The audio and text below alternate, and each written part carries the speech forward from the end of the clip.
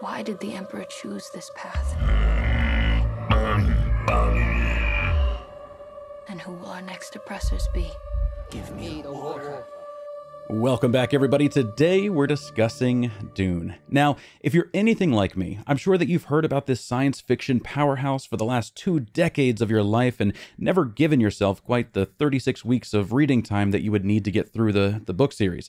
This has always been one that I knew that I would enjoy, that would be great, that no shadow of doubt attached to me questioning if I would. I would never make time for it, though, and I knew that the movies were never quite enjoyed by the few that actually watched them. And that was until recently. I am now a Dune fanboy. I want to throat sing about the old bay that fills the desert planet Arrakis. I want to drink warm juice and achieve enlightenment. It is fucking wonderful. This movie and the second movie are absolutely worth every second it takes you to go to whatever streaming service that currently leases Dune 1. Watch it, purchase a ticket for Dune 2, watch it, and then come back to the comments and swoon over Paul being him. But before we do that, let's talk about Dune Part 1. This movie was out for a year plus before I knew its beauty. The call of the Great Atreides house was just out of frequency, and it wasn't until my weird girlfriend was like, "Hey, I gotta tell you, I'm feeling some kind of way about Baron Harkonnen." And I was like, "I don't know who that is." And she was like, "Watch this." So after watching Part 1, I understood. The Baron is an absolute unit. He is a gross beast that is so powerful he may have never given a single thought to what his outside looks like or how the outside world thinks of appearance.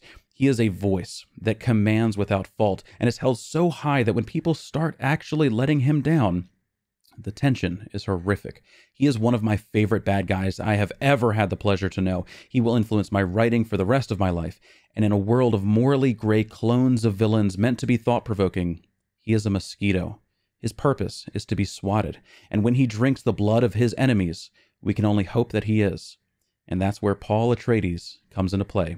He is a boy, thrust into a spotlight that he didn't ask for. He is meant to be a ruler of his kingdom and questions if he is capable of anything at all. He is quite literally the definition of his character trope of being forced to be a leader after not wanting the power.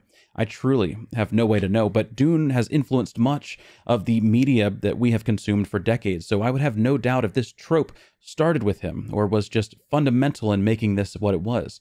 He is a boy, afraid of a world that tells him to fear, only comforted by parents that tell him not to. He is great. It is great. And the father-son relationship built in the first movie makes me wish that I stood atop the graves of my ancestors, knowing fully well that it has all led to this, and going into tomorrow, knowing that I am a force of probability and willpower that only I could ever stop. Fear's the mind killer. Dune starts with a slow burn, introducing us to a house that we are to root for and the medieval era science fiction that makes this world what it is. They live in castles and then traverse in spaceships. It is an interesting setting, made better with a sect of witches that are called the Bene Gesserit. They have some ability to control this world, and the breadcrumb trail that leads to us knowing that it's been them since the very start starts right away. This organization is Littlefinger from Game of Thrones, pulling power where they see fit and making sure their influence is felt, but never known. They are magic women in a time of shield and sword across the vacuum of space and in a true patriarchy. My favorite part of Dune Part 1 was this slow burn, the powerful build-up. The movie is pretty long and it's rather engaging, but around the time that you realize nothing major has happened, suddenly you're thrown into a war that has only rumored to be possible. People die, the plot shifts, our heroes lose, and suddenly Paul is left alone with his worst fears and his mother, in a world that kills people that look like him. The first movie ends with us knowing the brutality of the Baron, this world, and then the Emperor himself, who remains a vague figure that is somehow more powerful than this giant beast that we are seeing. We're introduced to the people that inhabit this world, the Fremen, and the water that means more than gold, killing people for honor and harvesting the scarce water that is their bodies. It's brutal, and it's a great story about learning a culture of another people, and then how to use their ignorance for your advantage.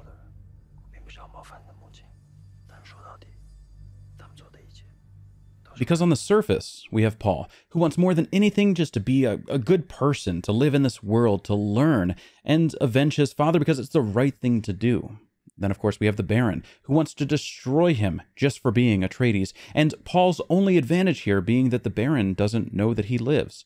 Then, of course, we have his mother, who has been playing a long con with the Bene Gesserit long before he was born. She has spread rumors on this primitive world that Paul is Lisan al-Gaib, a prophet of a religion that they made up to further control the people of this world that had a resource valuable to the entire universe, called spice, or Old Bay is also an acceptable term here.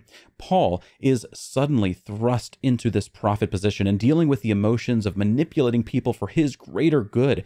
He also falls in love with a native woman and has to find morality while being pulled into a dozen different directions. Now, it's clear that they both want the same thing. The Fremen and Paul benefit if they kill the Baron and reclaim their planet, but Paul has a complete picture of his mother's influence over these people and the false prophet that he is being made into.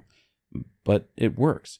After Paul learns what it means to truly be and live like a Fremen, he is accepted. He is a warrior. He fights for Dune itself and knows the enemy is far too great to take any kind of chance.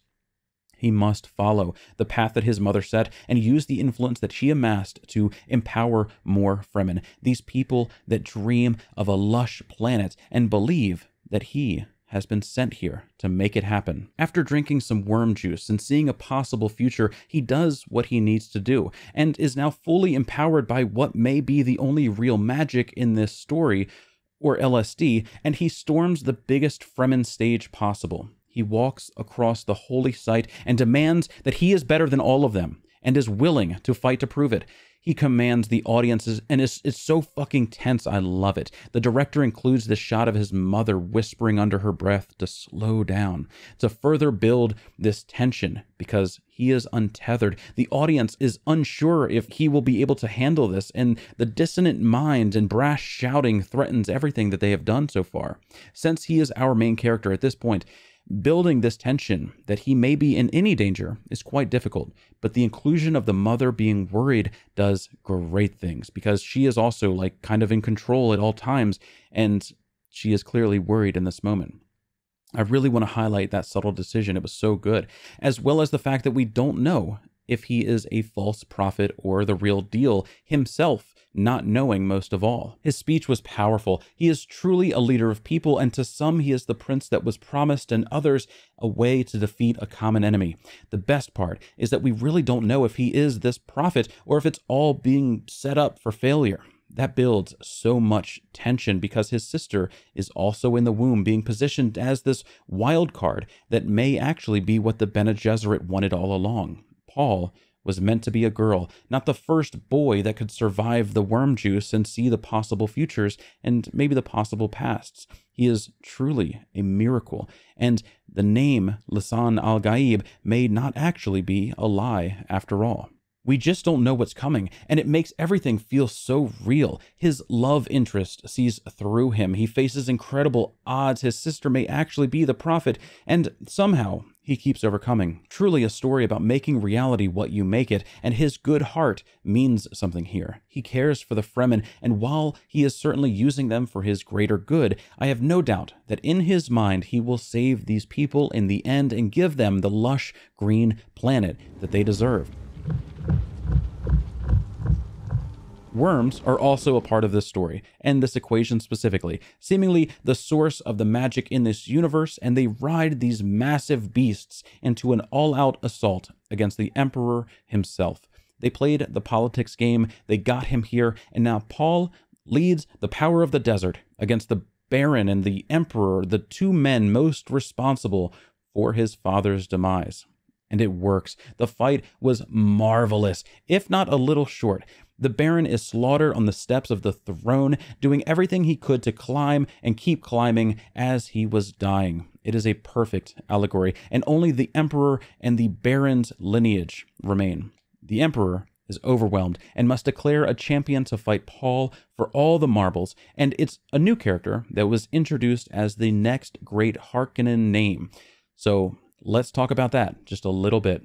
Because dear God, my dear baby Jesus God, this man, this world, this everything, the black sun defining their life in this planet, everything just feels so brutal.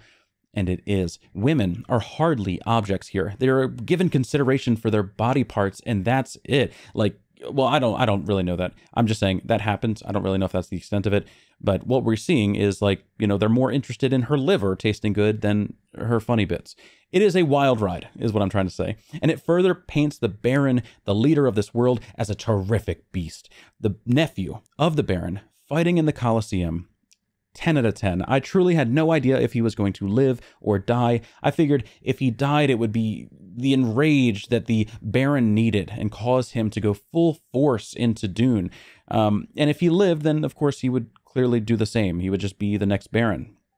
There were many times when the nephew was speaking and it just sounded ever so subtly and probably like sound engineered just a little bit to sound more like the Baron. And that tiny detail, it just meant everything to me. I don't know why, but catching that, I was just like, ooh, I see what you're doing. This is truly building an evil legacy. This feels so good. So when the nephew was picked to fight against Paul for all the marbles, whew, chills. It was perfect. Both of these young men, born into great families, destined to be at odds, the embodiment of good and evil in a simple duel to decide the fate of the cosmos and define morality. The fight was intense, and again, having zero knowledge of how this ends, or if Paul was a true prophet, or just leading these natives to their demise, it made this battle feel like it could go either way. It was masterfully choreographed and made me want to know everything about how they crafted this scene and the time that it took to make something this beautiful. His mother, empowered by the Fremen and the holy water, talking down to the other mother who until now had all of the power of the Bene Gesserit, and it felt so good. The Fremen looking at their oppressor, the Emperor who felt fear after a lifetime of comfort, and Paul fighting for his family and his found family. It was a chaotic moment of swords reminding us of our fragility and strength being more than who can stab the other. Paul was a true man in this moment and held himself up even when it was difficult. Feeling the support of all around him, he achieved greatness and made the men who killed his father pay for their sins. Justice was served, and as the backup families of the Baron warp into the solar system and the next challenge presents itself, we can only hope that Paul will eventually give the Fremen the life that they deserve, and the prophecy of starving Fremen in the South Hemisphere was just a possible future that he avoided. Dune is absolutely worth the time that it takes to watch this, and please watch it before Part 2 is out of theaters. This was such a fucking experience. I watched it IMAX. I got tickets as soon as they went on sale. My partner loved this, and I was like, I want to give this gift. And of course, Dune Part 2 did not let me down. It inspired me in so many ways. We're now reading the books. I want to know more. I need to know more. Some special moments that I want to talk about by themselves that didn't really wrap into this like kind of, little story that I told is this right here. This planet, these soldiers, this sacrifice, the throat singing. This was another point where my really odd, strange, loving girlfriend was like creaming herself to bear witness. And it sold me. It created so much depth about the universe as a whole and the threat that our heroes faced. It was perfect. This inclusion was brief and powerful. It was everything it needed to be. Also, again, when the battle starts in Dune Part 1, I don't really know why. In retrospect, I don't know why I wasn't expecting this attack. Maybe because it was just always put as like a theoretical thing. But the way it happens is just so captivating. Of course, the evil people operate in the shadows. Of course, the good guys were not prepared for something like this. They come down like demons from the sky and smother all that is good. A+. Also, the worm riding and the Fremen training. They did such a good job making us believe that Paul earned his spot as a Fremen. He was the little man that got so much shit for being foreign. He worked through the jabs, through the teasing. He learned from his elders the norms and how things worked, and he listened more than he spoke. He was truly there to learn. And also this man right here, oh my God, I also love this man. So funny, such a great addition, made Part 2 feel so good. I want a whole series. I want to see this man in every movie ever made from now on. Also, the scale. Let's talk about the scale. Holy moly. They do such a good job with the worms, with the set designs, with showing us the scale of everything in this world. The machines that harvest the old bay spice are massive earth movers, and the worms are somehow bigger. It makes the odds feel even more impossible. The fights felt like massive societies that have been around for millennia, using all of their resources to kill each other. It was great. Also, the Reverend Mother transferring from the previous to Paul's mother. This scene felt, it was marvelous. It highlighted this pain of womanhood and the burden left behind. In fact, it really shows how the Bene Gesserit become this powerful and the knowledge that they keep inside. In some ways, this story is really a fight between patriarchy and matriarchy, with the world currently existing as one and the other in the shadows, to have similar power or to overthrow it entirely at a later point. Paul, meant to be a woman, being a man that sees both sides and is able to find middle ground between all of these people and systems, is a rather engaging tale. And I love it. I love that this is happening and this movie was made. But with that, we come to the end of the video. If you're interested in what I am doing and what you are watching, you should check out my other videos. Also, if you're interested in what I am watching, you should check out Shogun on Hulu. It's rather good and features our boy Hiroyuki Sanada. Love him. Westworld, shout out. Also, a great drama with a good budget, and they use it well, much better than some others. It's based on a book that I have not read, and I am debating covering it because it is quite spectacular. Thank you for watching. Please be sure to comment, like, and subscribe to get more videos just like this. I am currently editing the first draft of a screenplay that some of y'all have read as my alpha readers. Thank you again. That screenplay is called Digital Goods, as well as an untitled lit RPG that I am currently writing. I plan to cover the Fallout TV series and probably make more videos about censorship and the rights that we should have here on the internet. If any of this interests you and you want to be more involved with this community, please start by hitting that subscribe button and making your voice known in the comments below. Much love, everybody, and I cannot wait to talk to you all again soon.